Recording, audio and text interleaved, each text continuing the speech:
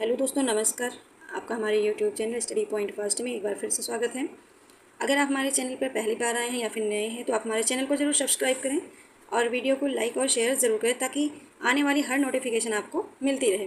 तो आज हम स्टार्ट करते हैं जीन पियाजे की थ्योरी, जो कि सीटेट में मोस्ट इंपॉर्टेंट थ्योरी। यहाँ से कम 2 से 3 प्रश्न ज़रूर आते हैं, तो आप इसको अच्छे से करिए। चलिए स्टार्ट करते हैं। जीन पियाजे का संज्ञानात्मक विकास का सिद्धांत है, जिसे कॉग्निटिव डेवलपमेंट थ्योरी कहा जाता है।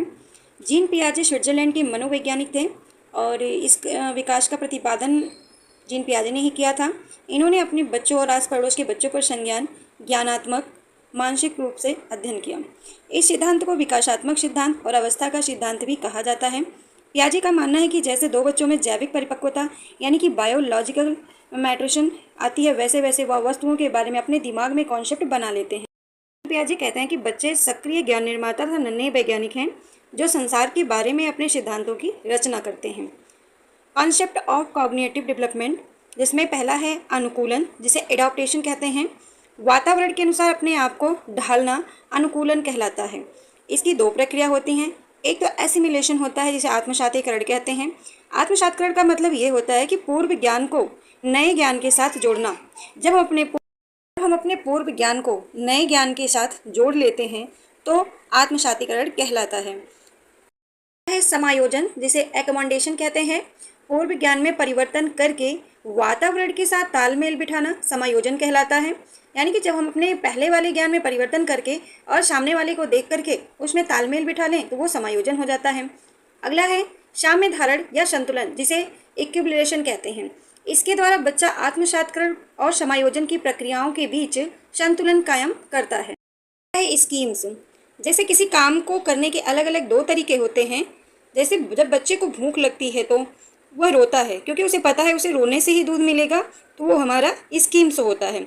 अगला होता है स्कीमा, शरीर के द्वारा की जाने वाली क्रियाएं, जो एक्टिविटी होती हैं जो माइंड से जुड़ी रहती हैं। जैसे छोटा बच्चा बॉल पकड़ता है और आइसक्रीम को चूसता है, तो ये क्या होता है? स्कीमा होता है। स्कीमा में सारी चीज़ें हमारी पहले से ही फीड होती हैं। ने संज्ञानात्मक विकास की 4 अवस्थाएं बताई हैं, जिसे हम SPCF के नाम से भी जानते हैं।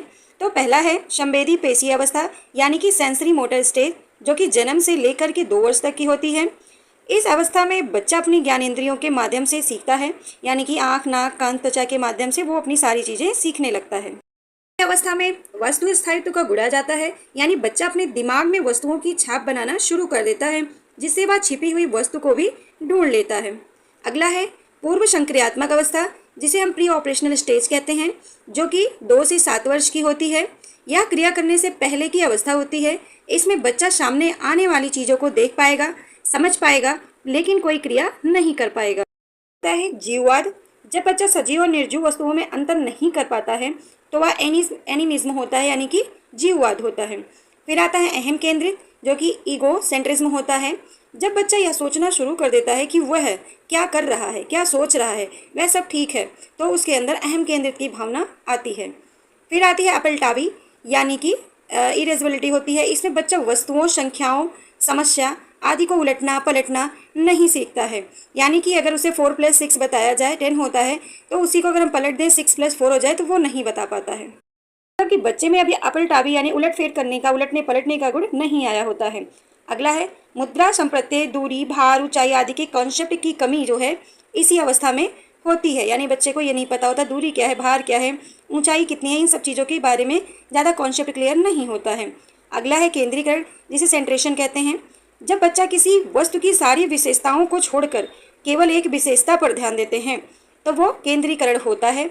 जैसे बहुत सारी वस्तुएं रख दी जाएं और उसी के बीच में एक खिलौना रख दिया जाए, तो बच्चा अपना सारा ध्यान उसी खिलौने पर लगाएगा, बाकी अदर चीज़ों पर नहीं लगाएगा। तो ये सेंट्रेशन यानी कि केंद्रीकरण कहलाता है। मूर्त संक्रियात्मक अवस्था, जिसे कॉन्क्रीट ऑपरेशनल स्टेज भी कहा जाता है, यह 7 से 11 वर्ष तक की होती है। इस अवस्था में बच्चा सामने रखी हुई चीज़ों को देखकर ही कुछ कर सकता है या उन पर चिंतन शुरू कर देता है।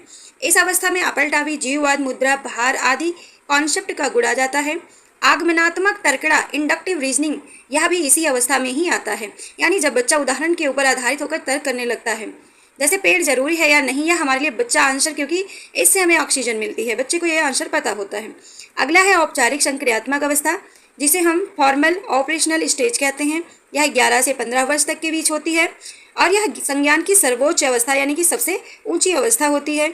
इसमें बच्चा अमूर्त चिंतन करने लग जाता है, यानी कि जो चीज़ें नहीं भी हैं उसके बारे में भी वो सोचने लगता है, इमेजिन करने लगता है।